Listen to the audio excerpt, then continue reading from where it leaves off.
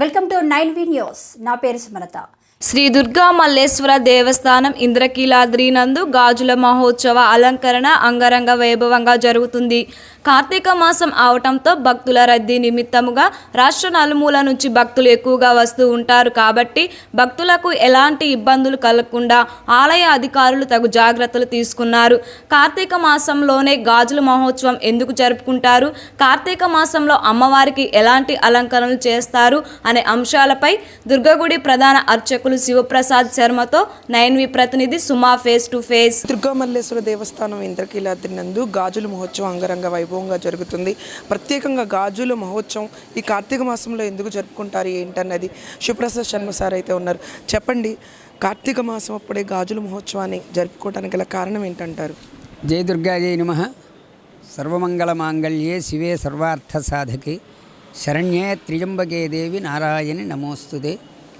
అమ్మలగన్నయ్యమ్మ, త్రిశక్తి స్వరూపిణి, మహాకాళి, మహాలక్ష్మి, మహాసరస్వతి స్వరూపమైనటువంటి జగన్మాతకి మనం ఇక్కడ నిత్యోత్సవ, పక్షోత్సవ, మాసోత్సవ, సాంవత్సరిక విశేష ఉత్సవాల్లో భాగంగా ఈరోజు కార్తీక మాసం విధియ, శుద్ధ విధియ, ఈరోజు యమద్వితీయ అనేటటువంటి యొక్క పర్వదినం కూడా ఉంది.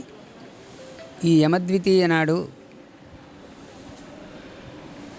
అన్నగారు సోదరి ఇంటికి వెళ్ళి ఇంత పసుపు కుంకుమ సౌమంగళ్య ద్రవ్యములు గాజులతో సహా ఇచ్చి అన్నగారు చెల్లెలి చేతి వంట కనుక భోజనం చేస్తే ఆ చెల్లెలి యొక్క ఆ ఆడపడుచు యొక్క అనుగ్రహం వల్ల ఆజన్మాంతము మృత్యుభయం లేకుండా ఉండటము, ఆ చెల్లెలికి ఈయన ఇచ్చేటటువంటి పసుపు కుంకుమ దీనివల్ల ఆజన్మాంతం సౌమంగళ్య సిద్ధి కలిగేటటువంటి ఇది మనకి యమధర్మరాజు యొక్క అనుగ్రహం వల్ల కలిగినట్లుగా మనకి చెప్పడం జరుగుతుంది.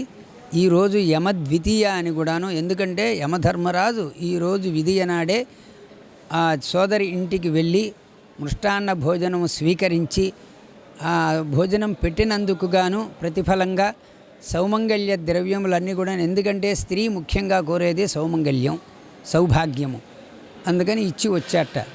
అంతటా యమధర్మరాజు చెల్లెలు అన్నగారు, ఏమమ్మా ఇంత భోజనం పెట్టావు, ఏమన్నా వరం కోరుకో ఇస్తాను అని అంటే, ఆవిడ ఈరోజు అన్నగారి చేతి భోజనం తిని అన్నగారి దగ్గర పసుపు కుంకాలు గాజులు ఎవరైతే తీసుకుంటారో వారందరికీ కూడాను నీ వల్ల మృత్యుభయం లేకుండాను మరి ఆజన్మాంతం సౌభాగ్య సిద్ధి కలిగేటట్టుగా వరం ఇవ్వమని అనుగ్రహించింది.